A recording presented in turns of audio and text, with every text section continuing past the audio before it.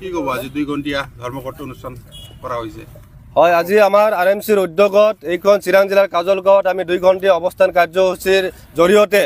আমি ভাৰতৰ মাননীয় প্ৰধানমন্ত্ৰী আৰু ৰাষ্ট্ৰপতিলৈ এটা মেছেজ দিব বিচাৰিছো যে মুছলমান বিদ্বেষী মুছলমানক ধ্বংস কৰাৰ কাৰণে যি কলা আইন আনিছে এই ওয়াকফ সংশোধনী আইন আমি কোনো পধ্যে মানি নলওঁ এয়া আমাৰ স্পষ্ট কথা ওয়াকফ মুছলমানৰ সম্পত্তি মুছলমানৰ ইয়াতে অধিকাৰ থাকিব লাগিব মুছলমানৰ সম্পত্তিত অনৈতিকভাৱে চৰকাৰে যি আইন জাপি দি ইয়াক ভোগ দখল কৰিব বিচাৰিছে ইয়াক কোনোবা কোম্পানীক গটাই দিব বিচাৰিছে এই ষড়যন্ত্ৰ আমি কোনো পধ্যে সফল হ'বলৈ নিদিওঁ আমাৰ স্পষ্ট কথা আমি জীৱন দিম তেজ দিম কোনো পধ্যে এই কলা আইন আমি মানি নলওঁ যাৰ কাৰণে আজি গোটেই ভাৰতবৰ্ষৰ লগতে আজি অসমতো এক তীব্ৰ জংগী আন্দোলন গঢ়ি উঠিছে আজি আমাৰ ইয়াৰ দ্বিতীয় লানি আন্দোলন হৈ আছে পুনৰ আমি আন্দোলন কৰাৰ কাৰণে সাজু আছো যেতিয়ালৈকে কলা আইন বাতিল নহয় তেতিয়ালৈকে আমাৰ আন্দোলন চলি থাকিব বিজেপি চৰকাৰখনে প্ৰথমৰ পৰাই যোৱা 10 বছৰত এটাৰ পিছত এটা মুছলমান বিদ্বেষী আইন আজি এখেতসকলে আনি আছে আজি মুছলমান জনগোষ্ঠীটোক এখেতে কিয় বেয়া পায় ইমান আমি নাজানো ধৰ্ম নিৰপেক্ষ এখন দেশ ইয়াত ভাৰতৰ সংবিধানক কুঠাৰাঘাত কৰি সংবিধানক ভৰিৰে মুহাৰি আজি এটাৰ পিছত এটা ধৰ্ম বিৰোধী মুছলমান বিৰোধী কাৰ্যকলাপ বা আইন তেনেকৈ জাপি দিব বিচাৰিছে এয়া আমি কোনো পধ্যে সফল হ'বলৈ নিদিওঁ বিজেপিৰ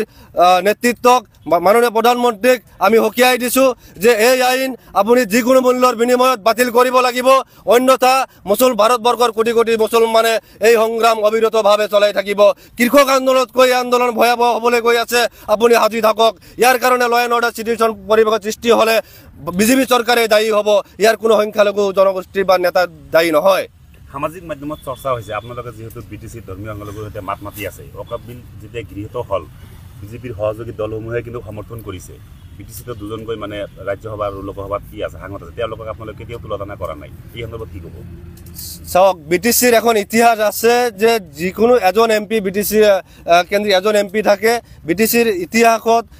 বিটিচিৰ এমপিসকলে কেতিয়াও বিৰোধীৰ লগত ভাগ লোৱা নাই যোৱা আমি বিপিএফৰ কাৰ্যালয়ত এমপি চানসুমা খংকুৰ বসুমতাৰীকো আমি চাইছোঁ এমপি নৱ কুমাৰ শৰণীয়াকো আমি চাইছোঁ সদায় এখেতসকলে বিজেপিৰ কথাতে উঠা বহা কৰিছে গতিকে আজিৰ এমপিজনেও সেই একেই কাণ্ড কৰিছে তথাপি আমাৰ এজন এমপিয়ে এইখন বিল পাছ কৰিব নোৱাৰে ফেল কৰাব নোৱাৰে এইটো আমাৰ কথা নাই মূল কথা হৈছে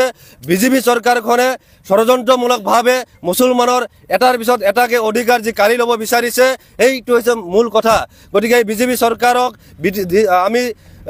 চৰকাৰ বনোৱাত এটা সময়ত আমি সহায় কৰিছিলোঁ কিন্তু আজি আমি স্পষ্ট ভাষাৰে কৈছোঁ আমি যেনেকৈ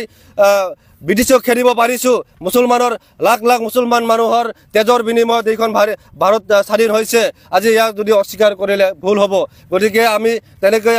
মুছলমানৰ তেজৰ বিনিময়ত যদি ভাৰত স্বাধীন হ'ব পাৰিছে গতিকে মুছলমানৰ তেজৰ বিনিময়ত বিজেপি চৰকাৰক উভয়াই দিয়াৰ কাৰণে মুছলমান সাজু হৈ আছে